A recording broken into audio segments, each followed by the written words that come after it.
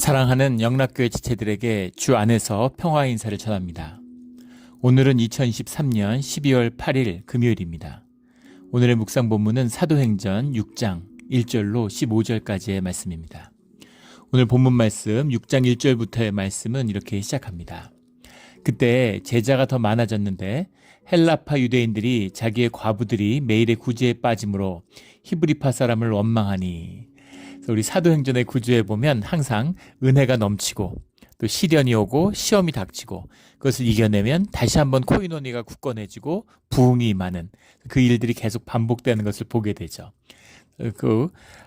아나니아 삽베라의 사건을 겪은 다음에 코이노니아가 더 강해지고 그러고 나니까 다시 사도들이 핍박을 받고 모욕을 당하고 능욕을 당하고 또 그것을 이겨내고 복음을 선포하니까 또 하나님의 부흥의 은혜가 더해지고 근데 이제 교회 내부적으로 어려운 일이 닥쳤다라는 겁니다. 그때 제자가 많아졌는데 이제 제자란 이름 표현이 이 사도행전에서 처음 나왔어요. 마데톤이라는 말인데 마테톤이라는 마타노라는 말이 이제 배운다, to learn이죠. 배운다라는 말인데 그래서 마타톤이라는 말은 이제 영어로는 disciple, 제자를 의미하는 겁니다. 제자라는 명칭은 그 12사도에 나오는 것처럼 예수님의 12제자, 그래서 가르침을 받는 그런 제자의 의미로 쓰였는데 그 제자의 의미, 주님의 가르침과 복음을 배우는 자들, 이것이 주님의 믿음의 길을 가는 자들의 시작이죠. 하지만 또 제자들이 주님을 버리고 제자들이 주님을 팔아넘겼습니다. 제자가. 그래서 제자에서 끝나면 안 되죠. 제자를 넘어서는 주님의 것. 그래서 크리스찬에서 제자 훈련을 받고 제자가 된다 이렇게 생각하는데 사실은 그 반대예요. 크리스찬은 주님의 것이죠. 내 에고를 십자가에 못 박고 에고를 다룬 주님의 사람으로서 주님의 길을 삶에 전적으로 받아들인 주님의 삶을 수용한 주님의 것이잖아요. 그래서 이 제자 가운데 주님의 크리스찬이 나오는 것입니다. 물론 넓게 봐서 요즘엔 크리스찬이라는 표현을 더 넓게 쓰지만 주님의 사람이 된다는 것이 이제 더 소중한 것이죠. 제자가 더 많아졌는데 헬라파 유대인들이 자기의 과부들이 매일의 구제에 빠짐으로 주님의 복음을 접하고 공동체 가운데 함께하는 자들을 다 제자라고 불렀는데 그 가운데 헬라파 유대인들이 있고 그 다음에 히브리파 유대인들이 있다는 겁니다. 헬라파 유대인들이란 누굴까? 디아스포라 유대인들이죠.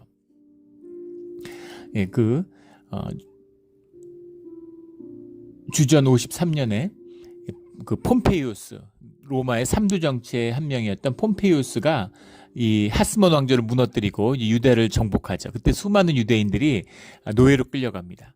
근데 그들이 이제 그 자유인이 되면서 지중해 일대에 퍼져나가게 되죠. 그런 그 사람들을 디아스포라 유대인이라고 부르는데 그 사람들은 그 당시에 이 문화적으로는 완전히 헬라의 지배에 있었죠. 알렉산드리아 제국 이후에 이 지중해 일대 연안이 모두 다 헬라의 문화의 안에 있었고 헬라의 왕조들이 세워져 있었고 또 문화적으로도 언어적으로도 헬라의 절대적인 영향권 아래에 있었습니다. 그렇기 때문에 그 헬라어를 하는 것이 이제 그 당시 국저, 지금 영어 하는 거 생각하시면 돼요. 그래서 그때는 다 헬라어를 말하던 사람들입니다. 헬라파 유대인들이 살고 있고 예루살렘에 들어와 살고 있는 거죠. 그리고 히브리파 사람들이 살고 있는 겁니다. 그런데 헬라파 유대인들은 이 헬라어를 쓰는 거죠, 주어가. 그리고 이제 히브리어도 이제 약간 알았겠죠. 그 당시에는 히브리어라기보다는 이제 아람어를 쓰는 겁니다. 시리아 방언에 깊이 영향을 받은. 그리고 그 히브리파 사람들, 이 히브리인들은 이제 아람어를 쓰는 거죠. 그러니까 말이 잘 안 통하는데 우리 이제 이민교회 생각해 보면 되겠죠. 1세와 2세들 이런 겁니다. 1세들은 이제 영어 주로 한국말을 하지만 이제 영어도 이제 조금 알아듣는 거죠. 2세들은 그 한국말을 좀 알아들을 수 있고 한국말을 알지만 영어가 더 편한 거죠. 그래서 EM, KM 이렇게 교회들이 규모가 커지면 나누어지기도 하잖아요. 이제 그런 것처럼 그런 어려움이 있는 거죠. 그런데 누가 주도권을 쥐고 있겠습니까? 지금 예루살렘이기도 하지만 그 결속력이나 또 유대인의 정체성이 더 강하고 지금 초기 교회 사람들은 다 유대인들이잖아요. 그러니까 문화적으로 정체성으로 훨씬 그 히브리파 유대인들의 결속력이 더 강한 것이죠. 그러니까 그들이 교회에서 목소리도 크고 더 중심이 돼서 활동하고 있었다는 겁니다. 예, 그러다 보니까 구제를 하는데 헬라파 유대인들이 자기들의 과부와 고아를 돕는 것이 구제의 핵심이죠. 그런데 거기서 매일의 구제에서 빠짐으로 꼭 교회가 아니라 유대인들도 구제를 하죠. 구제라는 것이 유대인들의 신앙의 핵심입니다. 예, 그런데 구제하는 방법에는 뭐 그 역사의 기록에 보면 이제 전통적으로 14끼의 식사를 이제 그 안식일 날 모일 때 이렇게 한 번에 줬다 이런 기록도 남아 있고, 또 이제 진짜 어려운 사람들이 있으니까 매일매일 이렇게 음식을 이렇게 이 바구니 같은 데 담아서 이제 나누어 줬다 이런 이야기가 있는데 그 기록들이 남아 있습니다. 근데 이 교회 공동체 가운데 매일의 구제가 있었다는 거죠. 그래서 왜 과부들이 그 지역에서 행하지는 공동체 가운데서 음식을 나누어 주고 그 지역에서 자기 시나고그에 해당되지 않는 사람들은 이렇게 바구니에 담아서 나누어 주는데, 예, 우리도 마찬가지잖아요. 교회 안에서도 연보가 있고 또 교회 밖을 향하여서도 또 우리가 구제를 하죠. 그런데 이제 교회 공동체 가운데 구제에서 빠졌다라는 얘기가 나온다는 것은 이미 유대 공동체와 기독교 초대 공동체 간에 약간의 구별이 생겨났다. 이미 차별화가 이루어지고 있다라는 것을 이제 볼 수 있겠죠. 예. 그래서 교회의 구제를 따로 받았다는 거잖아요. 유대 공동체가 아니라 교회의 공동체라는 것에 대한 정체감이 벌써 구별되기 시작했다라는 사실을 볼 수 있는 그런 표현이죠. 그래서 교회의 구제를 받아야 되는데 지금 그 회당의 구제를 못 받고 있는데 교회에서도 구제를 안 해주면 어떡합니까? 예, 그러니까 이제 헬라파 유대인들이 왜 우리 과부들은, 우리 헬라파 사람들은 소외되느냐에 대한 불만들이 이제 생겨나기 시작했다는 겁니다. 거기다가 말이 안 통하니까 아무래도 교제도 따로 했겠죠. 교제를 따로 하다 보니까 이제 그 갈등과 오해가 점점 더 깊어지는 것이죠. 히브리파 사람을 원망하게 됐다. 헬라파와 히브리파의 갈등이 생겨났다라는 얘기죠. 이걸 다루기 위해서 2절에 12사도가 모든 제자를 불러 이르되, 모든 제자라는 건 우리 공동회처럼 이런 그 공동체에 모든 사람들이 다 모여서 함께 의논했다는 겁니다. 그래서 우리가 하나님의 말씀을 제쳐놓고 접대를 일삼는 것이 마땅하지 아니하니, 접대를 일삼는다. 접대라고 하는 것이 이제 디아코네인이라는 말인데, 우리 잘 아는 집사 디아코노스가 여기서 왔죠. 영어의 디컨이라는 것도 이제 디아코노스를 받은 거죠. 디아코노스라는 게 서번트, 종이라는 얘기입니다. 근데 디아라는 전치사하고 코니스라는 말이 붙었는데, 코니스라는 말이 먼지라는 얘기예요. 그래서 왜 먼지와 붙었을까? 그래서 뭐 먼지가 나도록 열심히, 항상 먼지를 일으키도록 열심히 뛰어다니면서, 그 당시 흙바닥이니까 그 일을 했기 때문에 여기서 코니스가 나왔다. 뭐 이런 이야기도 있고. 그게 아니라 먼지처럼, 먼지를 귀하게 여기는 문화는 없죠. 나는 먼지 같은 사람이다. 아무것도 아니다. 이런 낮은, 밑에서 섬기는, 낮은 자리에서 섬기는 그런 의미에서 이제 디아코노스를 가져왔다. 뭐 이런 이야기도 있는데, 어쨌든 섬기는 사람이죠. 부지런히 성실히 열심히 섬기는 집사의 직분. 우리 디콘이라는 게 이제 집사잖아요. 우리 교회 집사 직분을 세웠다. 이제 그런 거죠. 그래서 접대를 일삼는 것이 마땅하지 아니하니, 그러니까 사무나 행정, 재정 모든 이런 일들을 봐야 되는, 공동체가 함께 살아가니까 많은 일들이 있어야 되잖아요. 그러니까 그런 일들을 해야 되는데 지금 사도들은 말씀을 가리키고 말씀을 선포하는 일들을 하고 있죠. 그런데 그런 것이 아니라 이런 행정적인 일들, 이런 일들을 우리가 전념하는 것이 옳으냐라는 겁니다. 그래서 이것을 구별해야 되겠다. 이렇게 해서 집사를 세웠다는 것과 사도와 구별지어서, 그래서 사도적인 전통에서 이제 프레스파노스, 프레스비테리안 이런 우리 장로 직분으로 이해하는 거죠. 장로와 집사의 직분으로 이해하는 겁니다. 근데 이 의미가 높고 낮음의 의미는 전혀 아니에요. 절대 그렇게 오해하시면 안 됩니다. 그래서 또 우리 한국은 이제 그런 어떤 위계적인 신분적인 그런 이해들이 깊다 보니까 이것을 이렇게 어떤 뭐 계급같이 뭐 이렇게 서열같이 그렇게 이해하는 분들이 이제 계시죠, 문화적으로. 예. 예, 근데 그런 뜻으로 이해되면 안 된다는 의미를 우리 교회 본문에서 볼 수 있습니다. 본분과 소명의 구별이죠. 예, 맡은 역할의 차이입니다. 미국 장로교를 보면 장로님 했던 분이 집사님 맡기도 하고 집사님 했던 분이 이제 장로님 맡고 뭐 그런 식으로 이렇게 맡는 것들을 보게 됩니다. 그 다재다능한 분들이 계시니까. 근데 한국에서는 장로님 하던 분이 집사님 맡는 건 좀 이제 문화적으로 생각하기 어렵죠. 근데 사실 장로교 법으로 보면 충분히 가능해요. 예. 그런 좀 이제 아쉬움이 있죠. 예. 예. 그러니까 한국에서는 이제 그런 거를 굉장히 이렇게 뭔가 막 위계적으로 받아들이고, 예. 한국에 있을 때 교회 섬기는데 유아 세례를 받고, 예. 평생을 60년을 교회에 이제 나오셨던 분인데, 예. 장로 장립 선거에서 떨어지셨어요. 몇 표 차이로 떨어지셨는데 교회를 안 오시는 겁니다. 예. 물론 이제 뭐 공동체 앞에 부끄럽고 스스로 회개하고 돌아보면서 회복하는 시간을 회개하는 시간을 가져야 될 것 같다 이렇게 말씀하시는데 누구도 다 서운해서 그렇다 이렇게 알고 있는 거죠. 예, 그렇게 받아들일 일이 아니라는 것이죠. 예. 주님의 인도하심인데 뭐가 더 귀하고 뭐가 덜 귀하고 중요하고 안 중요하고 앞서고 뒤서고 절대 그런 의미가 아니라 맡은 역할의 차이예요. 그래서 행정적인 역할, 이걸 귀하지 않다고 누가 얘기할 수 있겠습니까? 이런 역할을 하는 그런 직분을 세우게 됐다라는 것이죠. 또 그 직분을 세움을 받는 자들이 다른 사람보다 더 뛰어나고 높이 위에 있는 것이 아니라 정말 먼지처럼 열심히 또 먼지처럼 낮은 자리에서 섬기는 그런 일꾼들을 세웠다라는 것이죠. 3절에 형제들아 너희 가운데서 성령과 지혜가 충만하여 칭찬받는 사람 7을 택하라.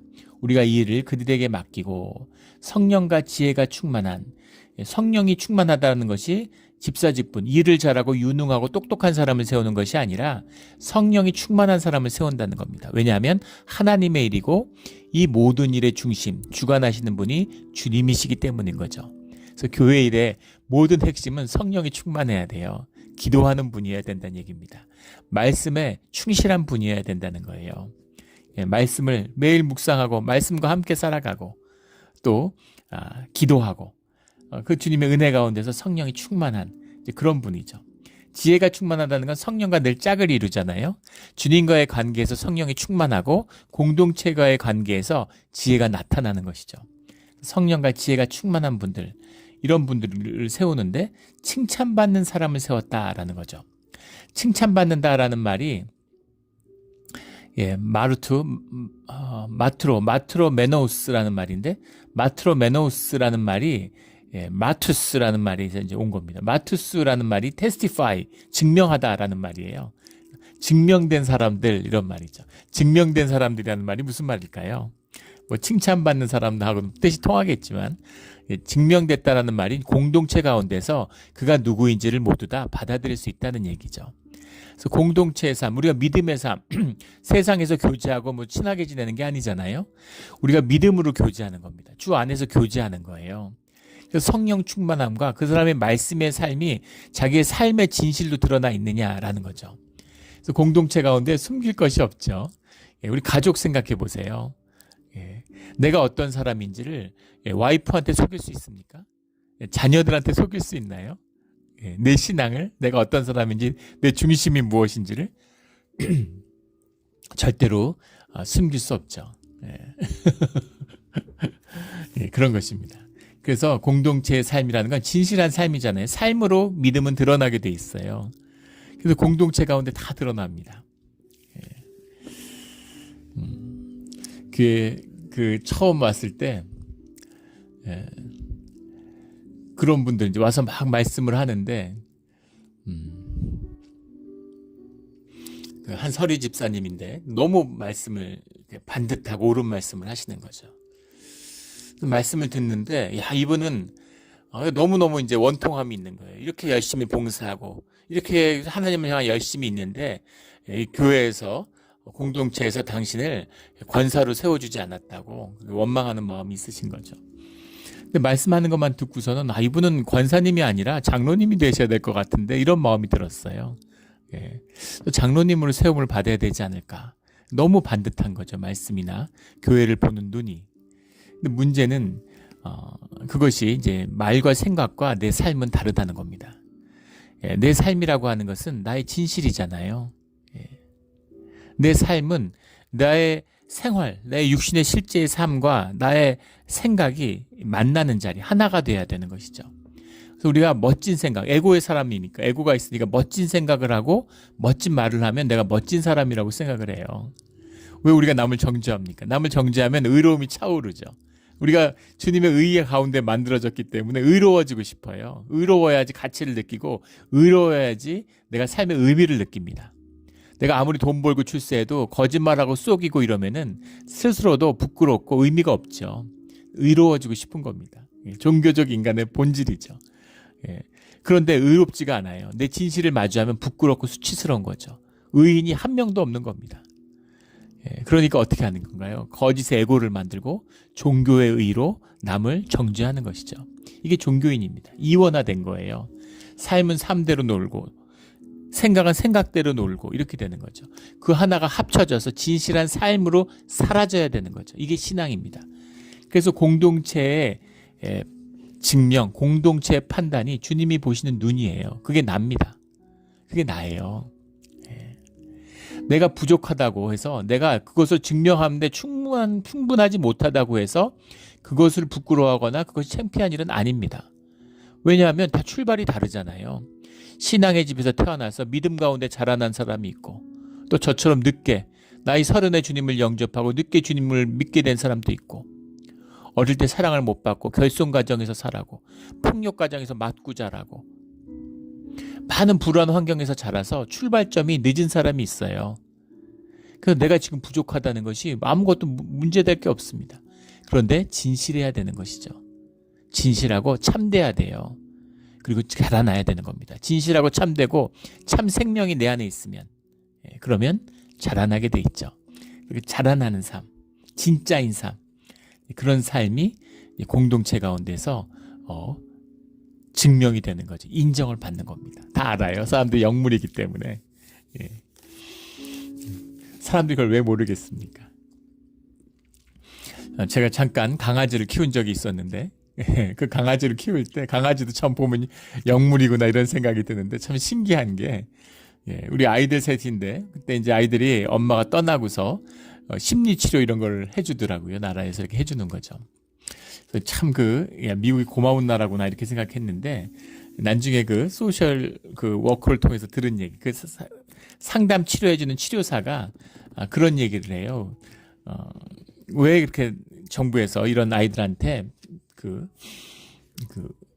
편부 가정 아이들한테 관심이 있느냐인데 그런 아이들이 이제 대부분 범죄자가 되기 때문이라는 거예요. 그래서 10대 범죄를 저지르면 평생 평균 전과 19범이 된답니다. 그래서 그 정부의 예산을 캘리포니아 예산의 10분의 1을 교도소 관리비로 나간다고 그러죠. 심지어 살인범도 지금 풀어주고 집행유예로 풀어주고 이런 지금 사태가 감당을 못하는 거죠. 범죄자가 폭증하기 때문에. 그래서 그런 얘기를 듣고 좀 이제 쓴웃음이 나왔던 생각이 듭니다. 그때 이제 그 심리 치료사가 강아지를 이제 키우게 해주라고 그래서 이제 강아지를 키우게 됐는데 그 강아지를 키우는데 강아지도 아는 겁니다. 강아지도 알아요. 제가 씻겨주고 밥 먹여주고 무슨 목욕도 시키고 그거 산책도 제가 시키죠. 용변 보는 것도 다 제가 하고 치우는 것도 다 제가 합니다. 제가 다 키웠어요. 그런데 내가 개를 별로 안 좋아하는 거를 개가 아는 겁니다. 제가 동물을 별로 안 좋아하는데 다큐멘터리 동물을 보는 건 좋아하지만 키우는 건 별로 안 좋아해요. 그 코도 예민하고 그 털 이런 거 엘러지도 있고 그러니까 이제 별로 이제 가까이 안 하게 되는 거죠. 그런데 아이는 그렇게 좋아하는 겁니다. 자기를 좋아하는 걸 귀신같이 알아요. 그래서 애가 오면은 아침에 일어나면 막 좋아서 막 놀다가 막 그렇게 막 너를 띄고 막 그렇게 좋아하다가 애들이 다 학교 가고 나면 그러면 이제 시무룩해져 가지고 저를 이렇게 한번 쳐다보고 방에 들어가서 지집에 들어가서 자는 거예요. 그래서 그게 너무 신기해가지고 예, 그렇게 자다가 또 애들이 학교에서 돌아올 때가 되면은 일어나가지고 어떻게 저렇게 좋아할까? 예, 펄쩍펄쩍 뛰면서 막 이렇게 너를 뛰어요. 360도 회전을 하면서 막 뛰어다니면서 좋아합니다.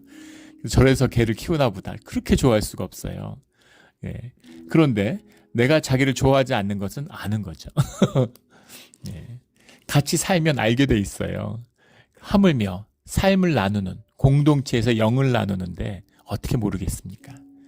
그래서 공동체 가운데 세움받는 자, 공동체 가운데서 증명받는 사람을 택하라라는 겁니다.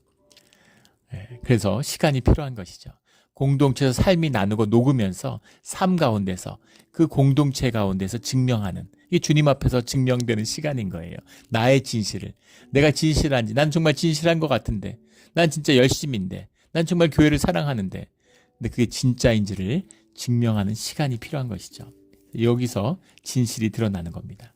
우리 늘 주님의 공동체 가운데에서 우리의 진실을 피워내는 그런 아름다운 우리 신앙이 되기를 주의 이름으로 축원합니다.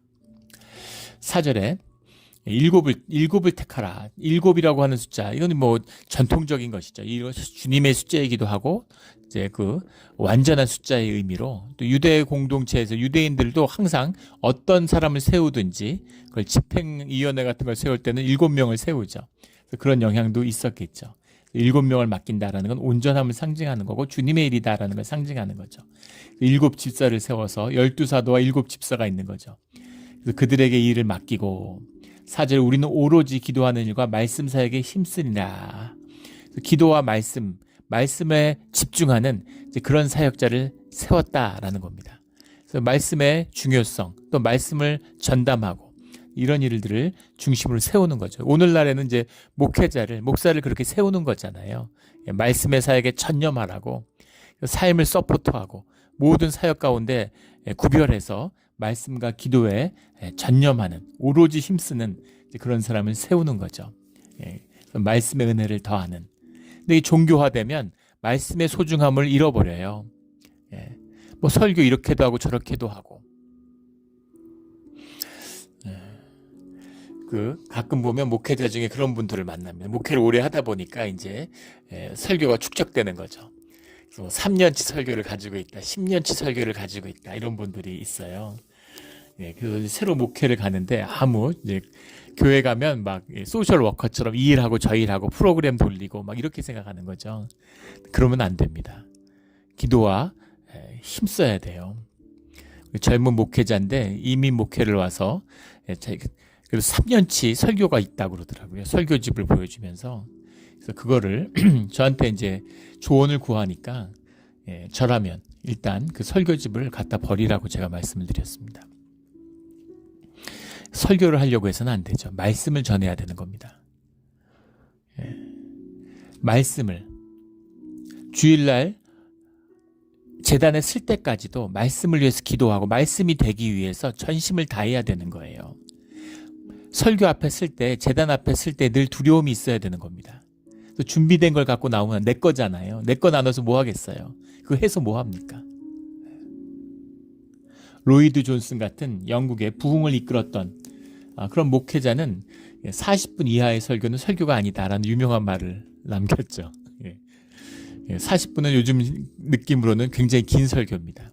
근데 그 시대에는 짧은 설교였다는 기준이 됐던 거죠. 뭐 길 수도 있고 짧을 수도 있겠지만 문제는 뭐냐면 핵심은 그 가운데 주님의 계시, 주님의 깨우침이 있는 그런 말씀의 선포가 돼야 된다는 겁니다. 그래서 늘 두렵고 늘 조심스러운 것이죠. 무슨 퍼포먼스도 아니고 무슨 렉처도 아닙니다. 컨텐츠도 아니고 뭐 설교 뭐 하루에 10편도 할 수 있죠. 다르게 20년을 설교를 했는데 뭘 못하겠어요. 설교 수도 없이 봤는데 뭐 주석서 수도 없이 봤는데 뭘 모르겠어요. 근데 그게 주님의 말씀은 아니라는 겁니다. 설교하라는 얘기가 아니죠. 그래서 뭐 설교 이래도 저래도 의미가 없으니까 예배를 다채롭게 이벤트로 꾸미고 설교가 점점 쪼그라들어가지고 뭐 15분 10분 설교하고, 물론 예배가 풍성하고 진실하다면 뭐 설교를 안 하면 어때요? 무슨 의미가 있습니까? 말씀을 읽고 그걸로 나눠지면 그게 더 온전한 예배가 될 수 있겠죠. 그런 꿈을 꾸는 거죠. 저도 그런 예배를 본 적이 있는데 청년들 예배였어요. 예. 근데 이제 선교를 가가지고 같이 이제 예배가 말씀을 읽는데 통곡이 터진 겁니다. 말씀을 읽고 다 울면서 야, 근데 이거였구나. 그래서 예배 가운데 말씀을 읽는 건 이런 거구나 하는 것을 거기서 느꼈습니다. 주님이 말씀하시는데 그냥 그걸로 끝난 거지 거기 덧붙일 게 뭐가 있겠습니까? 아버지의 편지를 받고 아들이 통곡이 터졌는데 누가 그 편지에 대해서 뭘 덧붙이고 해설해 줄 게 뭐가 있겠어요? 이런 예배를 드리는 날이 오겠지 하는 꿈이 있는 것이죠. 그런 말씀은 주님과 함께하는 주님의 임재가 있어야 되는 것이죠. 그리고 그것은 기도를 통해서 주님과 함께하는 삶을 통해서 진실한 삶을 통해서 이루어가는 것입니다. 우리 온전한 기도와 말씀과 또 주님의 공동체를 전심으로 섬기는 공동체로서 세우는 이런 우리 신앙의 자리가 되기를 주의 이름으로 축원합니다. 5절에 온 무리가 이 말을 기뻐하여 믿음과 성령이 충만한 사람 스데반과 빌립과 브로고로와 니가노르와 디몬과 바메나와 유대교에 입교했던 안디옥 사람 니골라를 택하여 7 집사를 세웠는데 여기서 참 그 흥미로운 것은 흥미로울 수도 있고 은혜로울 수도 있죠. 다 헬라 이름을 가진 사람들이라는 겁니다. 헬라 이름을 가진 사람들이에요. 지금 갈등이 생겼는데 히브리파와 헬라파가 있는데 히브리파가 주류인 거죠. 헬라파가 비주류입니다. 다 유대인들이지만. 그런데 비주류가 왜 우리를 구제해서 우리가 맨날 소외되고 우리는 왜 이러냐 이러고 문제를 제기했으니까 이제 그 문제를 다루자라고 사람을 세웠는데 그랬는데 모두 다 헬라파 사람을 세웠다 이런 의미인 거죠. 물론 헬라파 유대인이 아니라 히브리파 유대인이라도 이 헬라 영향력이 컸기 때문에 헬라식 이름을 가진 그런 히브리파 유대인도 있을 수 있습니다. 그래서 꼭 헬라파 이름을 가졌다고 해서 헬라파는 아니지만 누가가 이 책을 쓰는 관점을 보세요. 헬라와 누가파의 갈등이 가졌는데 헬라파 사람들의 이름을 다 일일이 거명하고 있는 것이죠. 그러니까 참 기가 막히잖아요. 누구도 뭘 할 수 없는. 그러면 헬라파로 세워진 사람들 이제는 우리는 헬라파니까 헬라 사람들을 위주로 할까요? 네, 그러지 않겠죠. 그러지 않겠죠. 히브리파와 헬라파 이런 구분이 없는 누가 세우면 하나님의 사람인데 실제적으로 우리 현상의 모습에서 이런 갈등과 구분이 있구나. 이것을 본질의 것으로 회복해야 되는 거잖아요. 이게 신앙이고 이게 공동체고 이게 코이노니아죠. 그러니까 다 헬라파 사람들이 한번 해봐. 그런 거죠. 주님의 뜻에 따라 행하면 헬라파 이제 그런 오해는 부식될 거 아니겠어요? 저 사람들은 히브리파니까 그런 게 없죠. 이제 다 헬라파인데 뭐 헬라파 사람들을 집사로 세우는 거예요. 이게 참 은혜로운 말씀이죠. 이렇게 돼야 되겠죠. 이것이 하나님의 나라가 임하는 모습입니다. 세상도 이렇게 돼야 되는 거죠. 근데 여기서 문제 하나는 유대교에 입교했던 안디옥 사람 니골라라는 이 말입니다. 계시록 우리 이미 이제 우리 묵상으로 한번 강해로 나누었지만 계시록 2장에 보면 니골라 당에 대한 이야기가 나와요. 초대교회를 어지럽혔던 니골라 당의 얘기가 나오는데 니골라 당이잖아요. 이름이 같습니다. 그래서 이 니골라가 그 니골라 당의 창시자, 그 니골라 당의 문제가 됐던 그 사람이다 이렇게 보는 것이죠. 근데 이름이 같다고 그렇게 볼 수 있겠는가? 이렇게 성령과 지혜가 충만하고 칭찬받는 사람을 세웠는데 이 가운데서 니골라 당을 만든 사람이 나왔다고? 이단이 나왔다고? 그럴 수도 있고 아닐 수도 있죠. 그렇지 않을 거라고 얘기하는 사람도 있고 그렇다고 얘기하는 사람도 있는데 왜 다른 사람은 다 이름만 쭉 썼는데 스데반과 빌립과 브로고로와 나가르노와 디몬과 바메나와 이름만 썼는데 유대교에 입교했던 안디옥 사람 니골라라고 썼을까요? 유대교에 입교했던 이란 말을 굳이 쓸 필요가 있었을까라는 거죠. 여기서 유대교, 다 유대 사람인데 유대교에 입교했더니 무슨 말입니까? 회당 유대교, 유대교가 망한 다음에 일어난 회당 유대교의 영향 아래에 있었던 사람이다라는 뜻이죠. 그런데 주후 70년에 유대교가 무너졌는데 유대교에 입교했던이라고 썼다는 얘기는 이 회당 유대교의 영향이 강하게 남아있는 그런 자였다라는 것을 지칭하고 있는 것이겠죠. 그래서 이 니골라가 니골라당의 영수다 이제 이렇게 보는 견해가 초대교회부터 있었습니다. 이레니우스니 뭐 터틀리안이니 이런 초대 중요했던 그런 교부들도 그런 주석을 달아놨기 때문에 그렇게 보는 견해도 강합니다. 근데 꼭 그렇게 볼 수 있을까? 근데 사실은 신실하고 충실했던 집사 가운데서 왜 이단이 안 나오겠어요? 예수님의 제자 가운데 예수님을 팔아먹은 유다가 나왔는데. 그래서 주님 안에 있는 것, 주님 안에서 우리의 악이 다루어져야 되는 거죠. 다스려져야 되는 겁니다. 그래서 십자가를 매일 못 박아야 되는 것이죠. 한 번 못 박았으니까 끝날까? 아니죠. 왜 한 번 되면 왜 계속 매일 못 박겠어요? 사도 바울이 매일 못 박으면 우리는 매 시간마다 못 박아야 됩니다. 그런 다스림이 없으면, 다스림을 떠나면 그럼 아무것도 아닌 거예요. 내가 30년 동안 신앙생활을 했는데 교회 안 나간 지 10년 됐어. 기도 끊은 지. 아무것도 아닌 겁니다. 지난 30년 아무것도 nothing이에요. nothing. 아무 의미가 없어요. 내가 예전에 뭐 교회 열심히 했는데 내가 뭐 대학생 때 뭐 청년 회장 했는데 무슨 의미가 있습니까? 아무 의미 없습니다. 오늘 지금 여기서 내가 주님 앞에 기도하고 무릎 꿇는 자인가? 오직 그 문제일 뿐입니다. 이게 신앙의 진실이에요. 그래서 뭐 신실했었다, 지혜가 있었다, 칭찬받았었다 이런 것은 의미가 없는 것이죠. 오늘 공동체 가운데 살아있는 신앙으로 있어야 되는 거죠. 생명이잖아요. 가지로 있을 때 그것이 생명인 거지. 그걸 꺾어가지고 놔두면 며칠 지나면 썩잖아요. 그런 겁니다. 그래서 이 사람이 이 집사 중에 한 명이었다고 해서 뒤에 이단을 이끌었다고 해서 문제될 것이 없죠. 그렇게 볼 수도 있다라는 겁니다. 6절에 사도들 앞에서 세우니 사도들이 기도하고 그들에게 안수하니라. 그래서 주님의 뜻 가운데 이루어진 일이다라는 의미죠. 7절에 하나님의 말씀이 점점 왕성하여 예루살렘에 있는 제자의 수가 더 심히 많아지고, 왕성하여라는 게 우사넨이란 말인데, 우사넨이라는 말이 이제 자라난다, 성장한다 이런 거예요. growing up 이런 거죠. 자란다. 말이 점점 많아졌다는 얘기가 아니라 말씀의 깊이가 더해졌다는 얘기입니다. 말씀을 더 깊이 나누게 되는, 우리의 삶의 계시로 임하는 하나님의 임재잖아요. 그러니까 주님에게 속하면 속할수록, 주님과 하나가 되면 될수록 점점 더 말씀이 깊어지는 거죠. 신앙이 깊어지고 공동체가 달아나면 더 깊은 말씀을 나누게 됩니다. 그래서 설교를 들어보면, 예배 때 설교를 들어보면 공동체를 알 수가 있어요. 짐작할 수 있습니다. 아, 이 공동체는 이렇구나, 이런 문제가 있구나, 여기까지 와 있구나, 이런 것을 한 번에 느낄 수가 있습니다. 이게 또 설교의 신비죠. 그래서 나눌 수 있는 더 깊은 것, 목사가 뭐 공부를 많이 하고 성령이 있고 뭐 영성이 깊다고 해서 깊은 말씀을 나눌 수 있는 게 아니에요.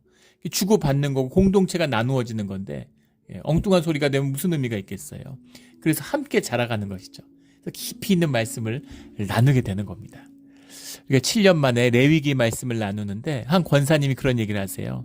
레위기를 많이 보고 매년 통독하는데 레위기 말씀이 진짜 재미없고 진짜 무미건조하고 힘들었는데, 이번에 그 말씀을 들으면서 그게 참 은혜가 됐다고, 그런 말씀을 하시는 장로님도 계시고 권사님도 계셔서 얼마나 감사한지 모르죠.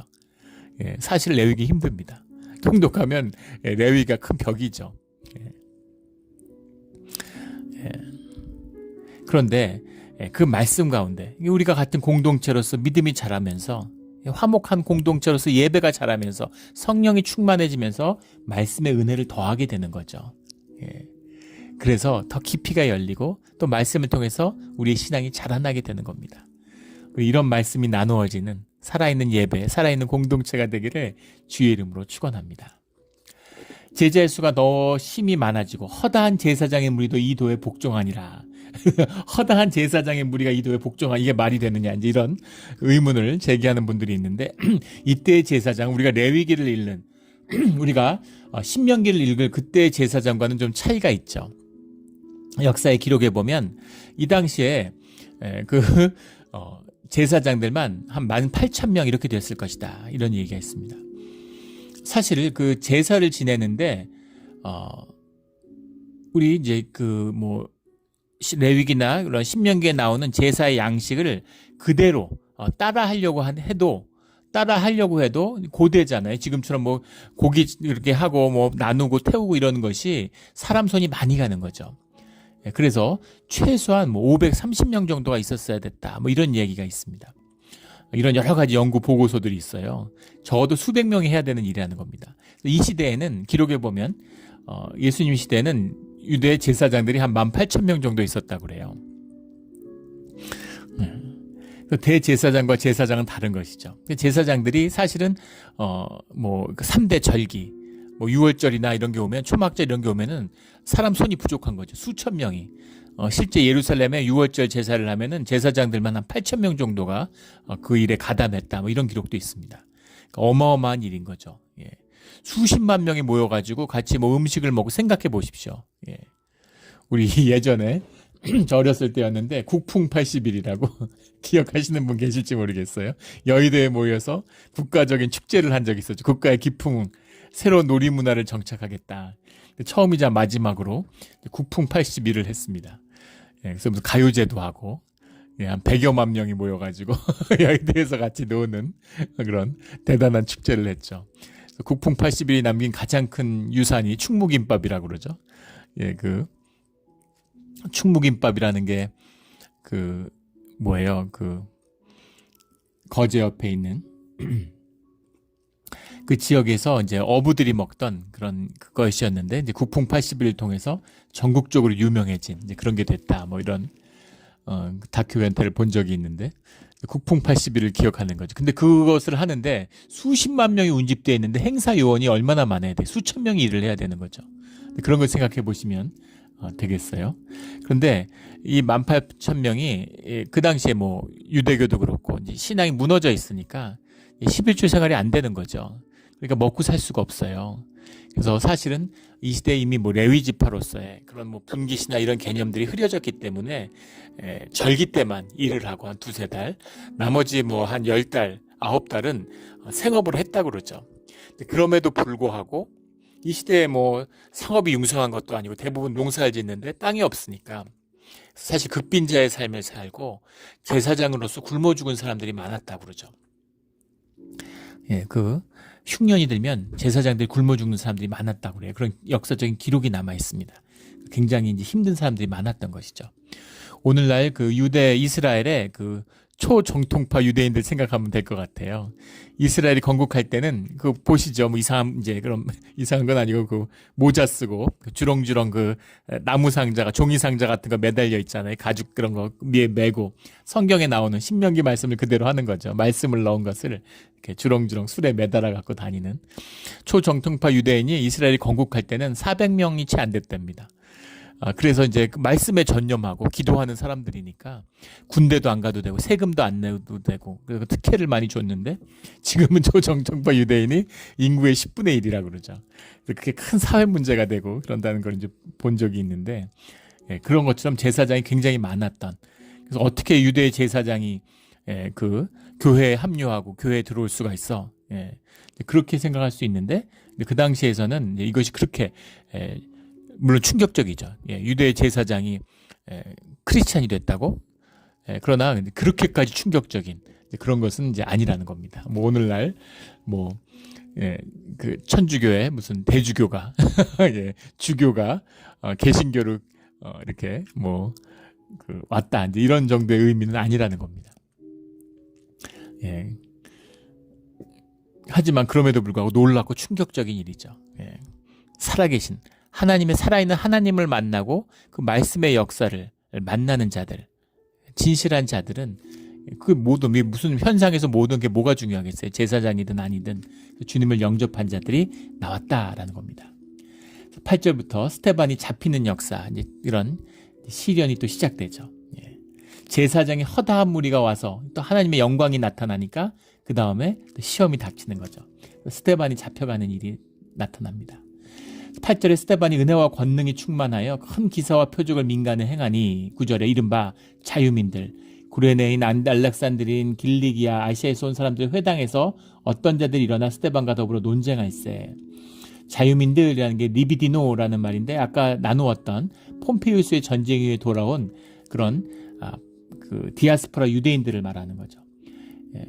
알렉산드리아에는 알렉산드리아에 많은 유대인 공동체가 있었고, 길리기아 아시아라고 하는 건 이제 소아시아 계통인데, 길리기아의 수도가 다소잖아요. 터키 지역에. 그 다소에서 바울이 태어났죠. 그래서 길르기아와 아시아에서 온 사람들의 회당, 그래서 뭐 여러 가지 썰이 있어요. 5개 민족 지역이 나오는데 5개 회당에서 왔다. 그 사람들을 위한 각각의 회당이 있었다. 뭐 아프리카 지역, 구레네 알렉산드리아와 길르기아 아시아에 있었다. 알렉산드리아만 뭐 10만 명 이상의 유대인 공동체가 있었다. 이런 기록이 남아 있습니다. 최대 유대인 공동체였다. 뭐 이런 얘기가 나오는데 예루살렘보다 알렉산드리아 유대인이 더 많았다는 거죠. 그래서 이것이 이제 아프리카와 소아시아로 나눠져 있었다. 완전히 하나였다. 그냥 하나의 여러 사람들이 섞여 있는 것이었다. 뭐 이제 이렇게 여러 가지 해석들이 있는데 모든 상관없죠. 회당이라는 것이 단수기 때문에 하나로 보는 것이 가장 설득력 있지 않을까 싶습니다. 회당이라는 게 이제 수나고게스라는 건데, 수나고게스라는 것이 이제 그 수나고라는 말에서 온 건데, 수나고라는 것이 come together, 한때 모인다라는 모임 이런 말이죠. 이 유대교 회당이 오늘날 우리 개신교의 모습하고 아주 흡사합니다. 한 90%는 비슷하죠. 그래서 이 회당에 대한 이해할 때나 회당을 나눌 때는 우리 오늘날 교회를 생각하면 돼요. 굉장히 이제 그 흡사한 그런 모습을 갖고 있죠. 거기서 온 자들이 스데반과 더불어 논쟁할 때 스데반이 지혜와 성령으로 말하면 그들이 능히 당하지 못해요. 말씀이 선포되고 진리가 선포되니까 그걸 감당하지 못하는 거죠. 11절에 사람들을 매수하여 말하되 이 사람이 모세와 하나님을 모독하는 말을 하는 것을 우리가 들었노라 하고, 백성과 장로와 서기관들 충동시켜 와서 잡아가지고 공회에 다시 스데반을 끌고 가는 거죠. 예수님을 모함에서 잡을 때하고 비슷한 상황이 일어납니다.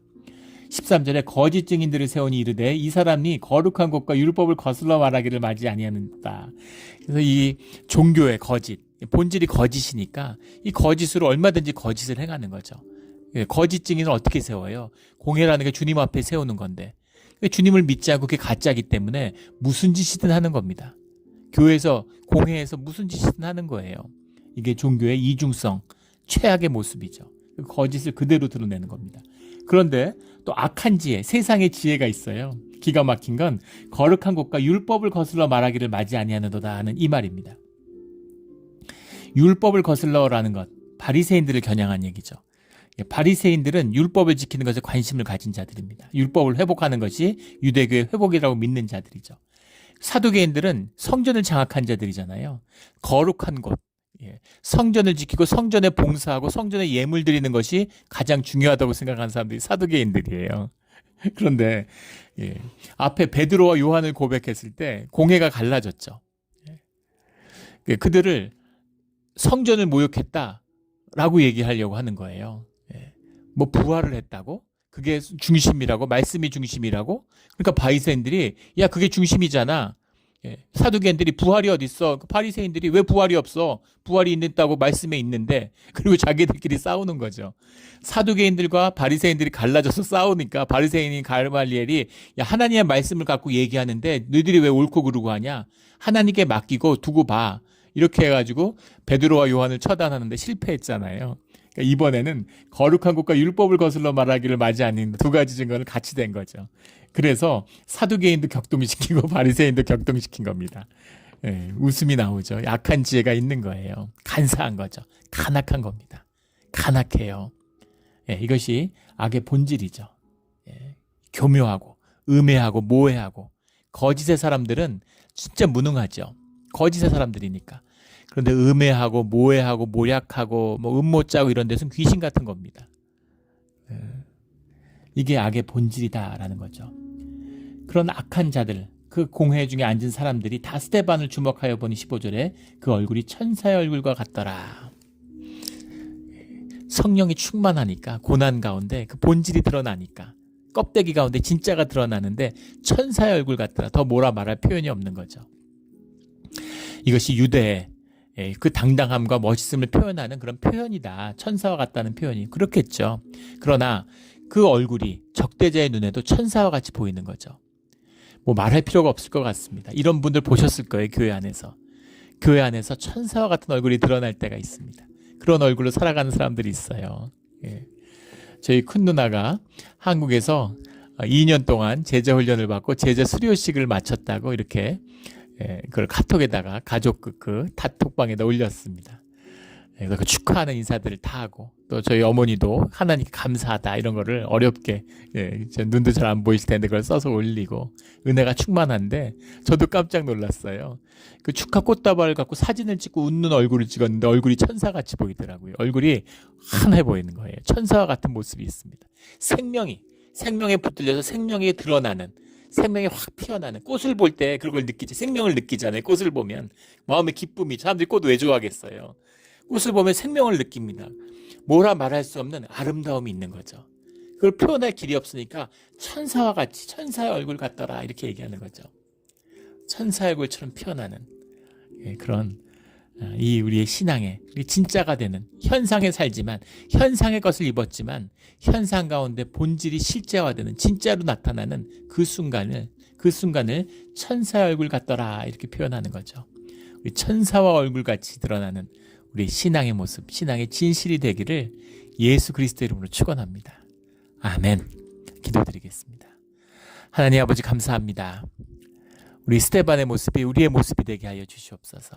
우리 가운데 주님의 은혜와 주님의 권능과 주님 안에 성령과 지혜가 충만하여져서 늘 우리 가운데 주님의 일이 이루어지는, 주님의 하나님 나라가 임하는 그런 주님의 거룩한 우리 몬트레이 영락교회, 영락고 공동체가 하늘가족, 참된 가족이 되게 하여 주시옵소서. 감사하며 예수 그리스도 이름으로 기도드렸습니다. 아멘.